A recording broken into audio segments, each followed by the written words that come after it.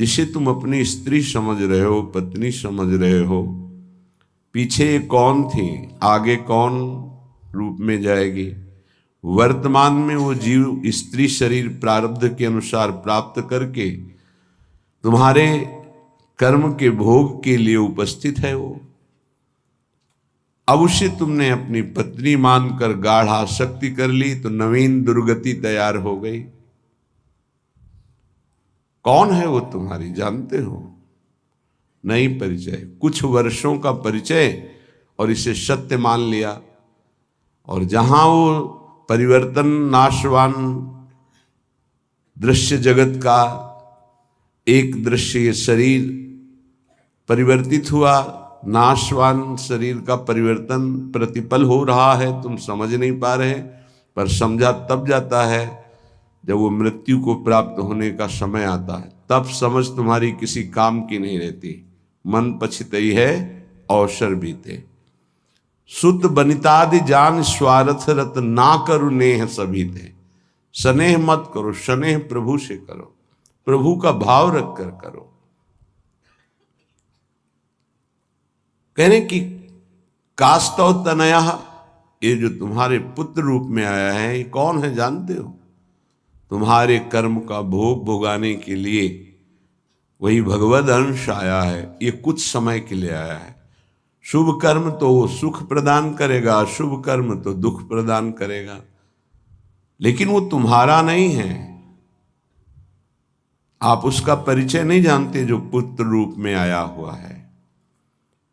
स्थिरमति रेतन मृति मनुगणया, तुम्हारी बुद्धि स्थिर नहीं है, इसीलिए तुम समझ नहीं पा रहे कि गणना नहीं कर पा रहे हो कि तुम्हारी एक एक श्वास व्यर्थ में नष्ट हो रही है।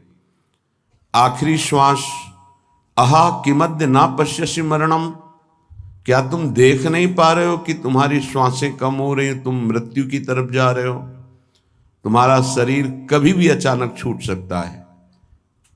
ऐसा नहीं कि आप वृद्धावस्था में ही जाकर मरेंगे। तो पर वृंदावन मिहि शरणम, फिर भी तुम वृंदावन का आश्रय वास स्वीकार नहीं करते, सत्संग का अनुसरण नहीं करते, आचरण में नहीं उतारते, निरंतर नाम जप नहीं करते, तो किस भूल में तुम पड़े हो? तुम्हारे पास पत्नी है, पुत्र है, संपत्ति है, इस भूल में, ये तुम्हारी नहीं है। कुछ समय के लिए तुम्हारे प्रारब्धानुसार ये संयोग बना है, बस बिछुड़ जाएगा, इसे तुम रोक नहीं पाओगे। ना अपने शरीर का छूटना, ना अपने सगे संबंधियों के शरीर का छूटना, ये तुम्हारे बस की नहीं कि तुम रोक लो। तो क्या करें, सबको छोड़ दें? नहीं, सब में भगवत भाव करो, अपने धर्म का पालन करो, खूब नाम जप करो। जीवन सार्थक करने के लिए बहुत आवश्यक है। अगर आप इनके मोह में फंस करके भगवत विमुख जीवन व्यतीत कर रहे हैं तो निरर्थक जीवन है। प्राण निकल जाए पर भजन नहीं छूटेगा, इसे ही भजन कहते हैं। और ऐसा भजन बहुत लोग नहीं करते, कोई कोई करता है। पूज्य बाबा के सब कर सकते हैं, सामर्थ्य सब में है ऐसा भजन करने की, पर वो लगन नहीं है, वो अगन नहीं जगी भगवत साक्षात्कार करने की। इसलिए जहां विपत्ति आई उसमें डूब गए, संपत्ति आई उसमें डूब गए, भोग आए उसमें डूब गए, प्रभु का विस्मरण हो गया। इसका यही कारण है। भजन का तात्पर्य है भजन में गोता लगाना, डूबना। बस चल रहा है मंत्र नाम, उसी के श्रवण में डूबा हुआ उपासक। डूब करके भजन किया जाए तो 6 महीने में भगवत साक्षात्कार कर लिया ध्रुव जी ने। डूब करके गोता लगाया, 6 महीने भजन में भगवान का साक्षात्कार कर लिया। और अगर तन्मयता नहीं है भजन में तो बहुत लंबा समय निकल जाता है। देखो, इस मन को देखा, अगर इसको भजन का सुख आप नहीं दोगे तो ये रुपए की गणना का सुख करने लगेगा। कई बार हमने कहा बचपन से इसी बात की पढ़ाई है, मन की वृत्ति की। आप देख लेना, अनुभव करना। अगर आपको प्रियाजू के भजन में गुरु की आज्ञा के अनुसार तन्मयता नहीं आ रही है तो आपका अर्थ के प्रति भाव आ जाएगा। अनंत ब्रह्मांडों में कितना ऐश्वर्य है और वो मायाकृत एक पलक झपकते श्री भगवान ने रचा है। ऐसे श्री भगवान को अधीन करने वाली प्रियाजू का आश्रय हृदय में रहे तो और फिर क्या। पर उस भजन न होने के कारण हमारी स्थिति अपने आश्रय तत्व पर नहीं होती। आश्रय हुआ ही नहीं, होने का अवसर मिला लेकिन हमने फिर भी वही लौट कर आश्रय कर लिया, पलट गए फिर वही आश्रय कर लिया। सन्मुक्ता से जो एकदम परिवर्तन होता है, एकदम विमुक्ता के लिए माया अपना जाल रचती है। स्पष्ट देख, तू इससे एक बहुत बढ़िया महल बना सकता है, तू बहुत बढ़िया कार ले सकता है, तू हर सुख सुविधा ले सकता है। राजी हो गया। देखना सब व्यवस्था बढ़िया बन रही। नहीं नहीं, हम व्यवस्था बढ़िया नहीं बनाने आए, हम व्यवस्था को श्री जी के आश्रय से चाहते हैं, अपनी मन बुद्धि के आश्रय से। लाडली झुके महलों में रखो चाहे झोपड़ी में बात, उसका केवल आश्रय अंतर से प्रभु का होता है। गृहस्थ और विरक्त की चेष्टाएं अलग होती हैं, निवृत्ति परक चेष्टा और प्रवृत्ति परक चेष्टा, बस ये ध्यान रखना है। निवृत्ति परक चेष्टा से कोई भी ऐसी सिद्धि नहीं जो आ न जाए। प्रवृत्ति परक चेष्टा में अतिथि सत्कार, परिवार की सेवा, समाज की सेवा, नाम जपने का अभ्यास, धर्म पूर्वक कमाया हुआ धन, तब वो आगे बढ़ता है। निवृत्ति परक चेष्टा एकमात्र भगवदाश्रय, उसी से सब हो जाता है। तभी लोगों को लगता है कि संत लोग बड़े धनी हो जाते हैं, उनको लगता है बड़ी चतुराई करते हैं। हमें लगता है कि क्या ये चतुराई आप में नहीं जागृत हो सकती है? क्या चतुराई? आप बलगहा पकड़े हो, बहुत चतुर है संत जन, ठग लेते हैं। किसको? ठगनी माया को भी। माया ठगनी विश्व को ठग रही, वो उसको भी ठग लेते हैं। वो बड़े चतुर हैं। रामई भजई ते चतुर नर, क्योंकि उस सच्चिदानंद का नाम एकत्रित किए हैं। एक नाम के ब्याज में पूरा त्रिभुवन नहीं है, उसकी बराबरी हम नहीं कह रहे नाम की ब्याज में। एक नाम त्रैलोक ही तारे, जो न ले सो जन्म ही हारे। अभी अपने लोग महिमा नहीं जानते नाम की, सच्ची मानिए। किसी ने कहा कि समस्त संसार को तो हम दुखई में देख रहे हैं, अगर विश्व में कोई सुखी है, वो उपहास के प्रति शब्द थे। अगर विश्व में कोई सुखी है देखा जाता है तो संत जन देखे जाते हैं।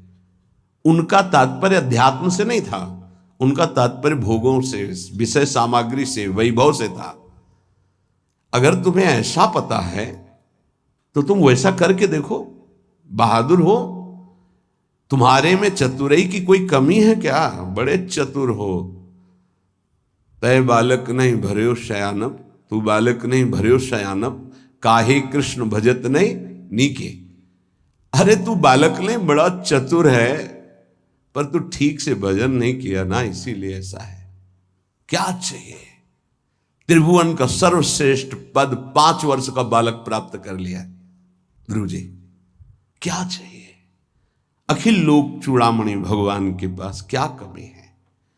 पर आपको उतना भजन करना पड़ेगा, आपको वैसे समर्पित होना।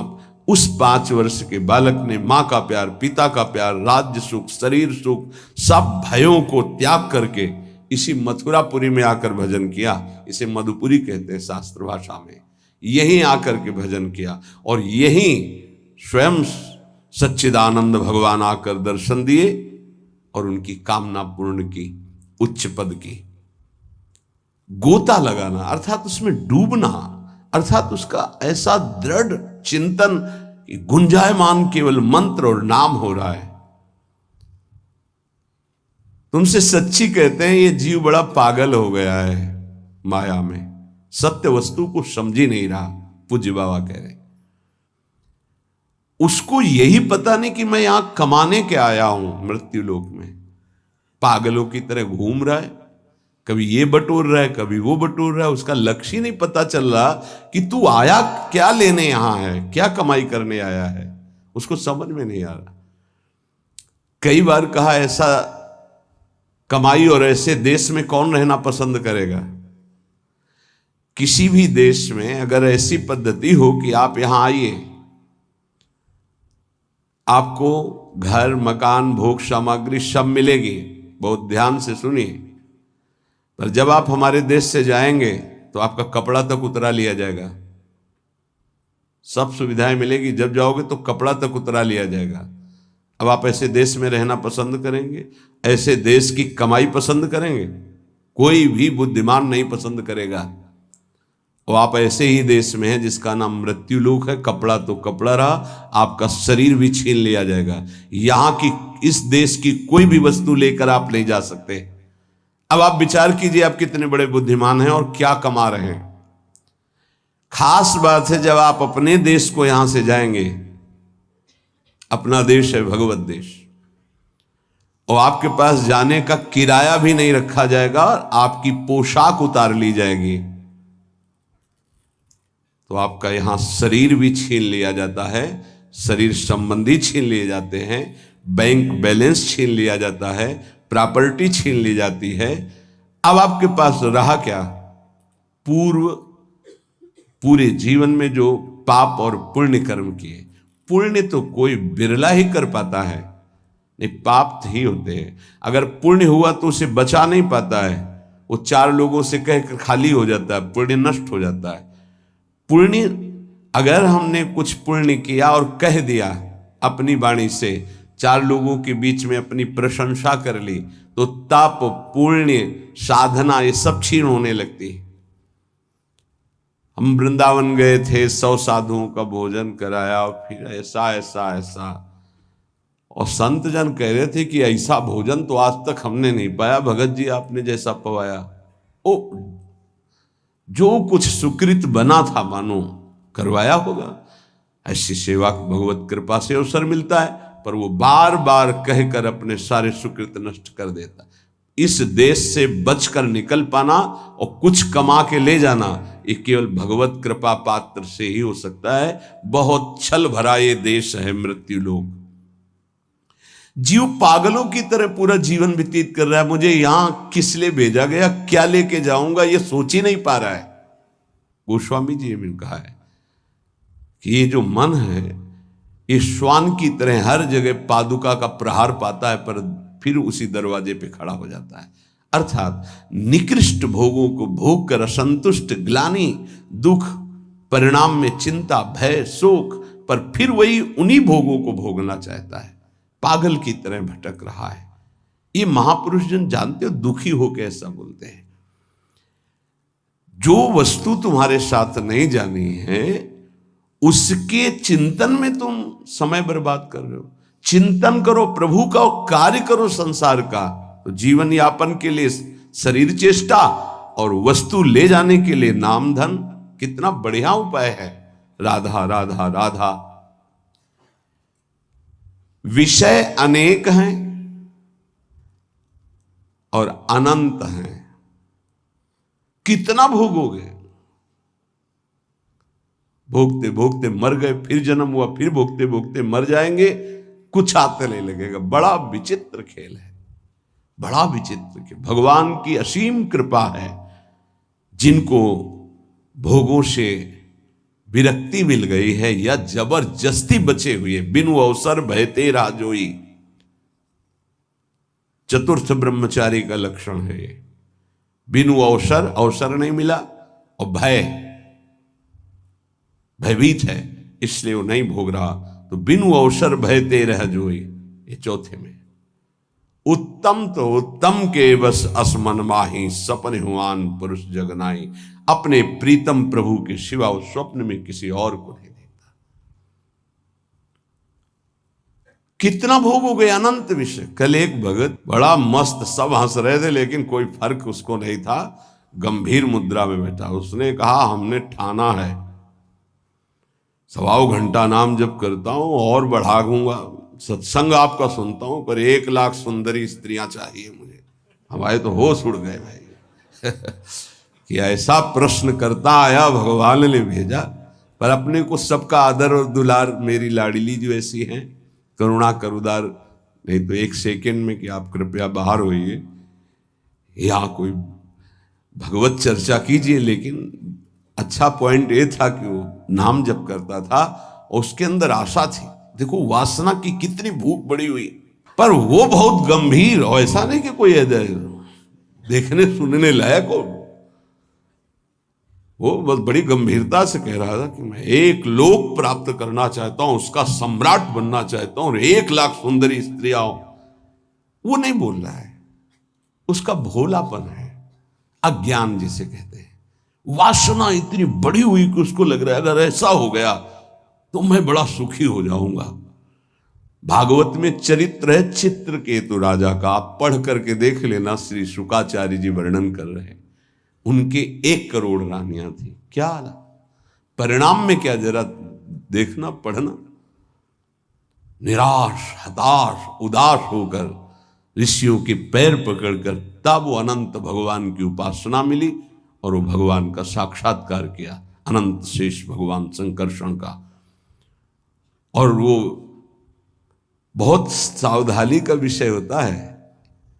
ऋषियों की कृपा हुई, पद मिला, भगवान संकर्षण ने उन विमान पे बैठ के भगवान शंकर के पास गए। विमान पे, जहां सनकादि जो है अपने श्री चरणों से नंगे पैर चल कर जाते हैं और प्रणाम करके नीचे बैठ करके सत्संग करते हैं महादेव जी से, वो सब बैठे हुए भी थे और ये सीधे विमान से ही गए। विमान में बैठे बैठे, आकाशचारी विमान। भगवान से कहा कि एक साधारण पुरुष भी अगर अपनी स्त्री से वार्तालाप करता है तो एकांत में करता है, और आप तो वो महायोगाधिराज योगिंद्रों मुनिंद्रों के गुरु भगवान शिव, तो अंबा जी वामांग में बैठी हैं, आप बैठे और ब्रह्म का उपदेश कर रहे हैं। उनका ये क्या हूं, सब ऋषि आश्चर्यचकित हो गए कि ये कैसा। तो अंबा जी ने कहा अच्छा तुम्हें वरदान मिल गया है, विमान मिल गया है, तो तुम जगत गुरु भगवान शिव को उपदेश करने आए हो, मतलब आसुरी प्रवृत्ति तुम्हारी बढ़ रही है, तो इसका शासन करने के लिए तुम्हें दंड विधान चाहिए। प्रभु तो करुणामय है, वो कुछ बोलेंगे नहीं, इसलिए हम तुम्हें शाप देते, जाओ असुर भाव को प्राप्त हो जाओ। वही वृत्तासुर के रूप में प्रकट हुए थे। तो अंतिम समय भगवान से जो प्रीति मांगी वो माता जी की ही कृपा थी। या देवी सर्वभूतेषु बुद्धि रूपेण संस्थिता, मानो माँ ने कृपा करके उनको उस अहम से रहित करके पावन भक्ति प्रदान करी। ये जो वासना है ये जीव के सर्वनाश के लिए अनंत जन्मों से पीछे पड़ी हुई है। वो तो एक भोला व्यक्ति, अज्ञानी व्यक्ति अपनी बात कर रहा है। आप अंदर से देखो, ऐसी लाखों वासनाओं की परत जमा है। हमको रोज नाम जप रूपी सोहनी लगा के इसे साफ करना है। पर ये विषय अनेक अनंत, मन कहता है इनको भोग लो फिर हम भजन कर लेंगे। कभी नहीं, तुमसे सत्य कहता हूं, जितना इस मन की बात को मानोगे उतना ही प्रभु से दूरी होती चली जाएगी। और ये सिखाता है कि ये जलन हो रही, अगर भोग लेते हैं तो शांति हो जाए, फिर बढ़िया भजन कर लो। इसकी शिक्षा यही होती है, क्योंकि जानता है भजन के लोभ से ये हमारा साथ दे देंगे। साधक जहां उसको उसकी इंद्री का भोग दिया मन को, बस फिर वो उसको ऐसा फंसा के पटकता है कि भजन कब कहां कैसे हो रहा था सब गायब हो जाता है। और वही भोग चिंतन, वही विषय चिंतन, वस्तु चिंतन, शरीर चिंतन। बहुत सावधान। गौरांगी प्रियाजू के आश्रय के बिना तुम प्रियाजू को नहीं जान सकते, प्रेम को नहीं जान सकते, वृंदावन को नहीं जान सकते। इस महासमुद्र प्रेममयी लीलाओं को नहीं जान सकते, चाहे शास्त्र पढ़ लो, चाहे ब्रह्म ऋषियों का संग कर लो, या चाहे जितनी बड़ी साधना कर लो, उद्धव से ज्यादा कोई ज्ञानी नहीं होगा।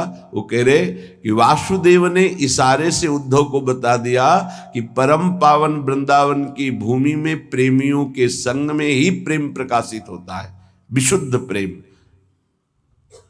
ऐसे गौर आश्रय का दृढ़ अवलंबन लेकर हम वो प्राप्त कर सकते हैं जो किसी साधन सूत्रों से नहीं प्राप्त हो सकता। ये सौभाग्य अपने लोगों को स्वाभाविक प्रियाजू की कृपा से मिल गया कि वो हमारी इष्ट हैं, राधई वेष्टम, वही हमारे इस सत मार्ग के प्रकाश करने वाली हैं। राधा वल्लभीय, वल्लभीय हमारे यहां वल्लभ हैं राधा, प्रीतम है राधा, प्राणनाथ है राधा। और मार्ग को ही संप्रदाय कहते हैं, सुदृढ़ मार्ग, जैसे सरकार के द्वारा बना हुआ राजमार्ग, जिसे पहले जीटी रोड कहते थे, अब क्या कहते हैं पता नहीं, जो बहुत है हाँ हाईवे, जो हम तो गांव की भाषाओं से जीटी रोड कहते थे। ये वो सुदृढ़ संप्रदाय का मतलब होता है सुदृढ़ मार्ग। बोले कहां जा रहा है? बोले सीधे निकुंज जा रहा है, कहीं मोड़ नहीं है इसमें। राधा वल्लभीय, वल्लभ है जहां की राधा, मेरे प्राणनाथ श्री राधा, श्री श्यामा प्यारी जो। इस मार्ग की प्रकाशक स्थापना करने वाली श्री स्वामिनी जी, राधई वेष्टम, संप्रदाय कर्ता, आचार्यों, अपने मार्ग का स्वयं उपदेश करने के लिए वही हित सजनी है, दूसरा कोई नहीं। हित सजनी, वही हित प्रेम सखी के रूप में, वही हित प्रेम आचार्य के रूप में, वही हित प्रेम गुरुदेव के रूप में। मंत्रदहा, मंत्र का दान करने वाली श्री किशोरी जू ही है। निज मंत्र स्वयं स्वामिनी जू ने श्री हितजू महाराज को प्रदान किया। मंत्रदह, मंत्रदाता, सदगुरुष्य, परम सदगुरु श्री लालजू महाराज हैं। कृष्णे वंदम जगत गुरु, ऐसे कृष्ण की वंदना करता हूं जो जगत गुरु स्वरूप में विराजमान हैं। चाहे वेदांत हो, चाहे योग हो, चाहे भक्ति हो, चाहे कर्म योग हो, सबके गुरुदेव श्री कृष्णचंद्र जो हैं। किसी भी संप्रदाय का, किसी भी मार्ग का, किसी भी भाषा का हो, गीता जी का आश्रय लेता ही है। गीता जी श्री जगत गुरु भगवान श्री कृष्ण के श्रीमुख से स्वयं प्रकट हुई है। जैसे वेद श्वासों से, ऐसे वाणी से गीता जी, श्री जगत गुरु भगवान की वाणी है गीता जी। कोई ऐसा नहीं है विश्व में जो गीता जी को न मानता हो। गीता जी की व्याख्या उर्दू में, अंग्रेजी में, हिंदी में, संस्कृत में और बहुत बड़े बड़े महापुरुषों ने की, हर संप्रदाय के महापुरुषों ने की।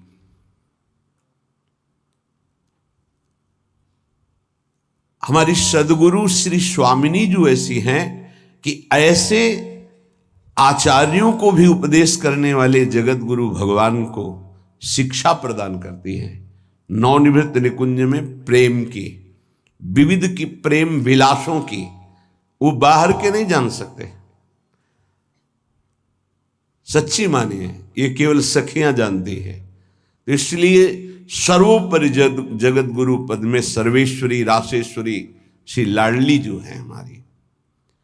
राधई विष्टम संप्रदाय करता आचार्यो मंत्रदः सदगुरुश्च मंत्रो राधा। मंत्र भी स्वयं श्री किशोरी जो है, जो मंत्र है वो स्वयं किशोरी जो है। सच्ची मानिए, ये जो आपको नाम मिला, जो शरणागत मंत्र, जो निज मंत्र, ये स्वयं किशोरी जो है। जिह्वा पे विराजमान मेरी लाडली ही नाम मंत्र के रूप में है। ऐसे प्यार से भजो। तो गौराश्रय, बिना गौराश्रय के आप ना वृंदावन को जान सकते हैं, ना वृंदावन के महाप्रेम समुद्र रस को जान सकते हैं, ना वृंदावन की दिव्य लीलाओं में प्रवेश पा सकते हैं। चाहे आप शास्त्रज्ञ हों, चाहे जितने बड़े विद्वान ज्ञानी हों, बिना उद्धव जी से बढ़कर कौन ज्ञानी होगा। उन्होंने वृंदावन की रज को माथे पे चढ़ाया, गोपी जनों की चरण धूलि को, तब जाके उनको